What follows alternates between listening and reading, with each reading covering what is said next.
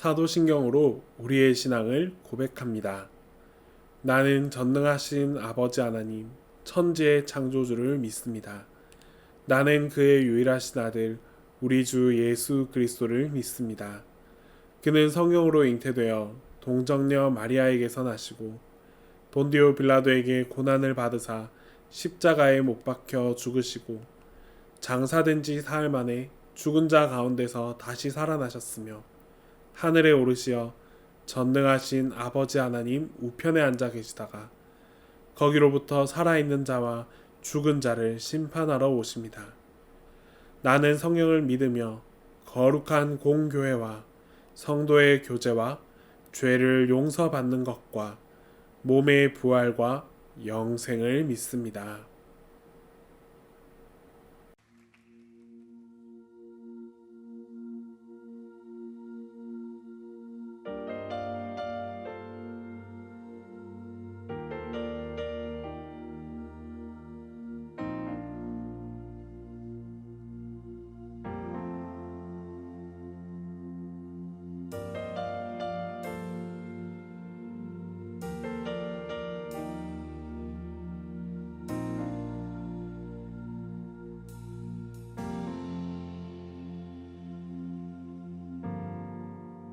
걷고 있네 높은 언덕 아무 말 없이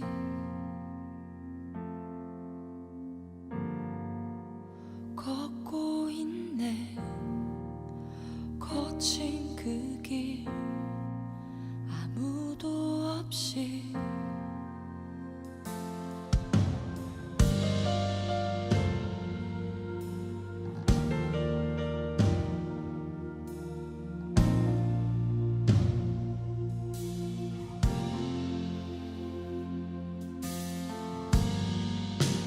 걷고 있네 높은 언덕 아무 말 없이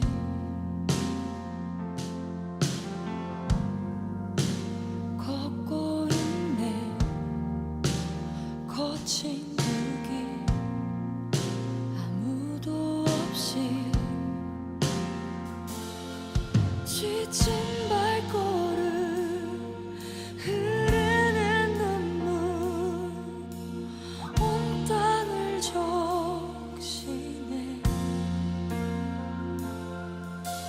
십자가 내 죄 사했네 날 대신하신 한없는 사랑 어린 양 다시 사셨네 크고 놀라운 그 사랑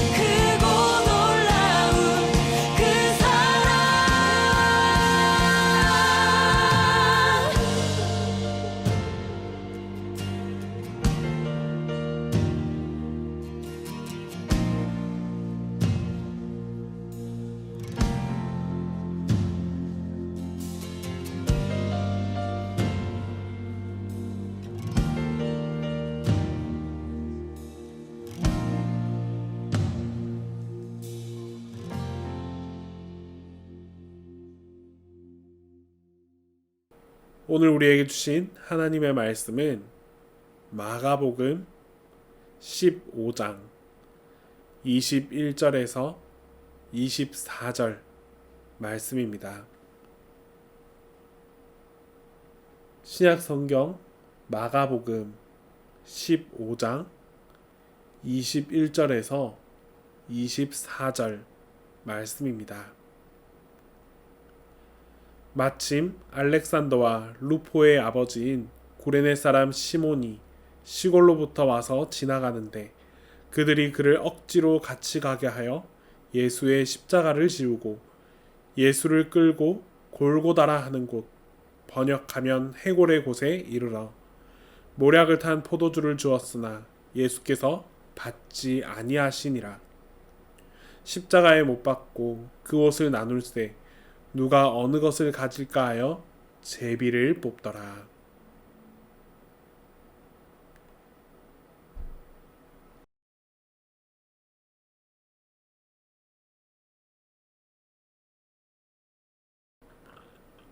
오늘 본문에는 정말 억지로 십자가를 진 구레네 시몬의 이야기가 기록되어 있습니다. 예수님께서 십자가를 지고 가시는 그 길에 구레네에서 온 시몬이 그 모습을 그냥 구경하다가 로마의 군인에게 발견되었습니다. 결국 시몬은 로마 군인들에 의해 예수님의 십자가를 함께 지게 되었습니다. 그런데 놀라운 사실은 그 사건이 동기가 되어서 구레네 시몬 자신이 예수님을 구주로 믿게 되었고 또 더 나아가서 그의 가족이 초대교회 선교 지도자가 되었습니다. 인간적으로 본다면 이 구레네 시몬은 정말 지극히 억울하고 또 운이 없는 그런 사람일 수 있습니다. 그러나 억지로라도 십자가를 지고 예수님을 따라갔을 때 믿음의 복을 받고 선교의 복을 받고 또 천국의 복을 받는 사람이 될 수 있게 되었습니다. 예수님께서도 제자들에게 십자가를 지고 나를 따르라 라고 말씀하셨습니다. 우리도 십자가를 지고 예수님을 따라야만 합니다. 그렇다면 우리가 지어야 될 그 십자가가 과연 어떤 십자가인지 우리 함께 살펴보도록 하겠습니다. 우선 이 십자가는 우리가 걸어가야 할 믿음의 길입니다. 믿음은 단순히 배울 수 있는 것이 아닙니다. 믿음은 체험으로 이루어져야만 하는 것입니다. 만약에 이 믿음이 누군가로 의해서 배울 수 있는 것이라면 누구든지 배울 수 있게 되고 또 그렇게 귀한 존재로 남지도 않을 것입니다. 믿음을 그냥 배울 수 있는 것이라고 친다면 학문이 많은 사람, 지혜와 지식이 많은 사람이 더 많이 가져갈 수 있게 될 것입니다. 또한 초등학교를 졸업한 사람보다 대학까지 공부한 그런 사람들이 더 많이 소유하는 것이 바로 믿음이 되어 버릴 것입니다. 그러나 믿음은 그 어떤 것으로 배울 수 있는 것이 아니라는 사실을 본문에서 말씀해 주십니다. 예수님께서 십자가를 지고 사형장으로 끌려가는 그 모습을 본 사람들은 아주 많이 있었습니다. 로마의 군인, 제사장, 종교 지도자들, 그리고 당시 정치인들이나 부자들이나 율법학자들이 모두 예수님이 십자가를 지고 가는 모습을 지켜보았습니다. 그런데 유독 이 예수님의 십자가를 함께 지고 가던 구레네 시몬만이 회개하고 좋은 그리스도인이 되고 지도자가 되었습니다. 구레네 시몬의 집이 믿음으로 복을 받았습니다.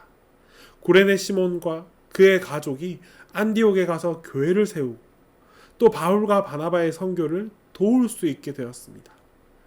그의 형제들이 로마까지 가서 교회를 세우기도 했습니다.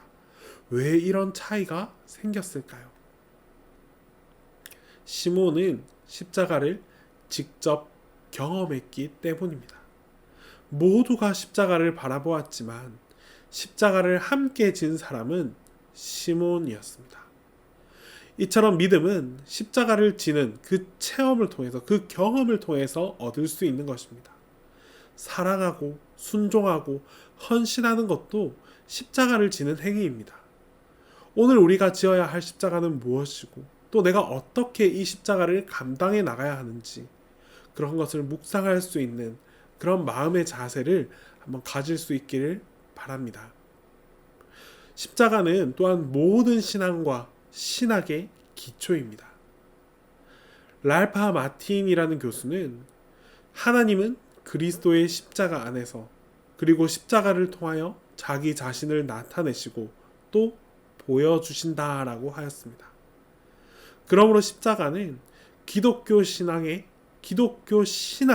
시작이고 기초이고 믿음과 그 믿음 생활의 중심이 되는 것이 바로 십자가입니다. 십자가는 기독교 구원과 기쁨의 진수입니다. 십자가를 지고 가신 이 예수님을 만나는 그런 사람들은 십자가의 길을 묵묵히 함께 걸어갈 수 있어야만 이 예수님을 같이 만나고 바라볼 수 있게 되는 것입니다. 보네퍼라는 학자는 제자됨의 대가에서 우리의 적은 값싼 은혜이다 라고 말했던 적이 있습니다. 값싼 은혜란 십자가를 지지 않고 복과 은혜만을 받고자 하는 것을 의미합니다. 이것은 그리스도 예수님의 그 십자가의 은혜와 그 구원을 아주 값싸게 얻으려고 하는 종교심을 의미하는 말입니다. 우리에게 사명을 주신 것은 그에게 맞는 십자가를 주신 것입니다. 이 사명을 받고 이 핑계 저 핑계 이런저런 변명만 늘어놓는 것이 아니라 아멘으로 순종하는 것이 바로 믿음과 복을 얻는 기초입니다. 십자가를 지키며 살아간다는 것 어쩌면 점점 더 어려울 수 있습니다. 교회를 다닌다는 것만으로도 많은 비난과 조롱을 받는 이 시기에 우리는 살아가고 있습니다. 비난과 조롱의 원인이 다른 곳에 있다라고 생각해서는 안 됩니다.